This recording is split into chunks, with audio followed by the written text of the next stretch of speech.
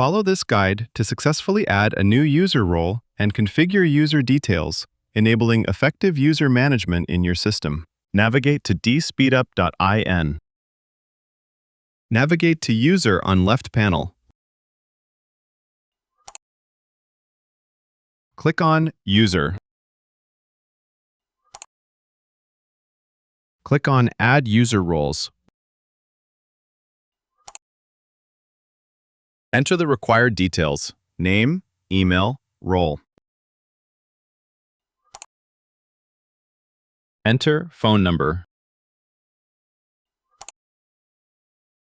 Enter first name. Enter last name. Select Profiles. Select Access Set. Click on Admin. Enter password. Click on Save.